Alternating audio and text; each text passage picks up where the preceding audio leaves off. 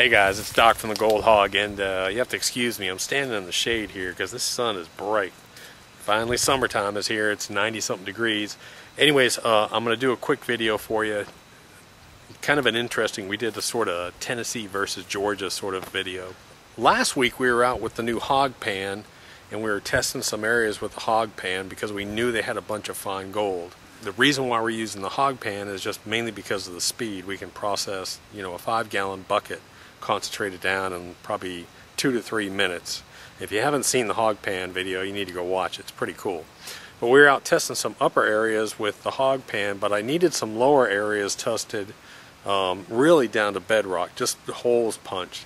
So anyways, Charlie came down from Tennessee, and I asked him if he'd actually punch about 3 holes for me on the lower section of this property that we haven't worked yet, just really to get a feel for it. So he brought down his 4-inch dredge that he built. It's actually a lot like our bigger dredges.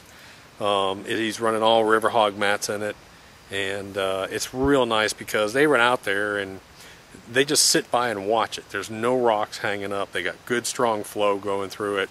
But you can see they sat on the side. No one has to tend the dredge box. They haven't had one single rock hang up that whole week. The whole week they've been out there. They've been dredging for 5 days out there now. But it's just, that's what's really nice about this. The same thing with us is our tenders don't even really have to watch the dredges. We don't have any rocks hang up. And we're using river hog, and we're cutting it, especially if you run it in a dredge. You have to understand a cut and a throw riffle in the river hog. We cut it down probably, depends on the water depth, anywhere from 30 to 50%. But we leave it high where it's real violent up top. And then as the water starts to calm down and the rocks lose energy, we trim it lower and lower so that the rocks sort of tumble all over it. And as they go down, that's typically where you get your rock hang-ups, is as soon as the rocks lose their energy or their inertia. So that's the nice thing about being able to trim down that river hog. So anyways, they had a blast. They're not used to finding decent gold, and they found some okay gold. They found, in the first 2 or 3 days, I think they found about 3 or 4 grams, which is pretty good down there. So I figured I'd take you out there and show it to you. Then I went up the creek and I went to my guys to the higher end of the property, and just so happens, because I wasn't there, they had a really good run, and I'm going to show you a picture of the mats. And the mats, of the gold I'm going to show you in the mats is from about an 1.5 hour run. It's pretty impressive. Good looking stuff, for Georgia at least. For Georgia, we don't have a ton of gold here, but man, we were just on a good spot that day, so I'll show you that too.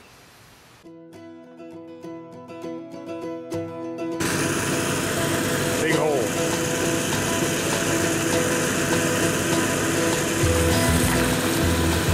Rock monster. Throw the rock, rock monster. I guess the hole's about 40 inches down. Hard pack all on top. They open it up and have a clean one.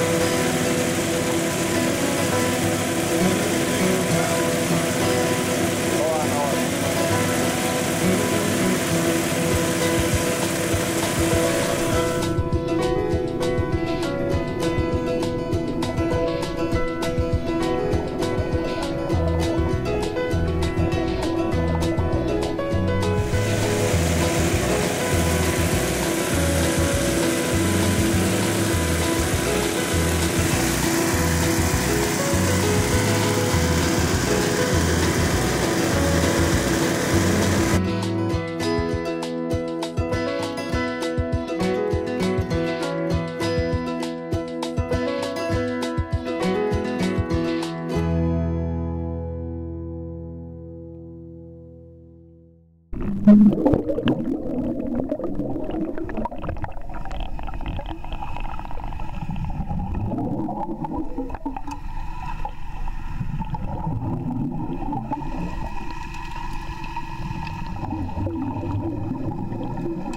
anyways, now I'm out here with Red and the guys. Say hey, Red. Hey guys. So let me show you this mat real quick. He pulled it out. They did one run earlier, about an hour and a half run or so, not that long. But he's cleaned it out. They sort of stopped waiting for me to get here.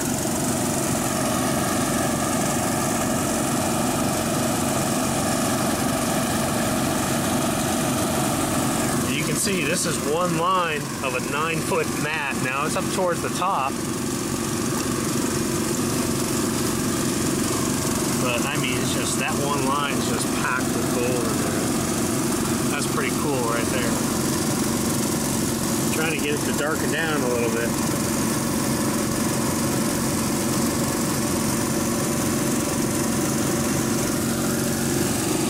So this is one of our dredges here.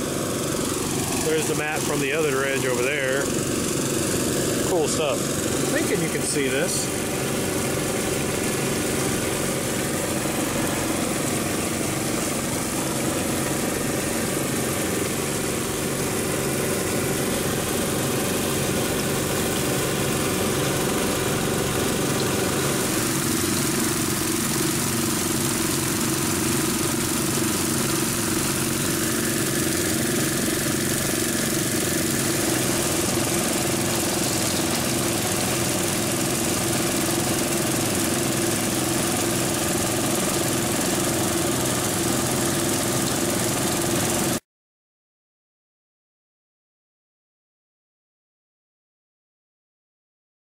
Anyways, guys, I hope you enjoyed this little trip. Had a little fun out there, giving Charlie a hard time.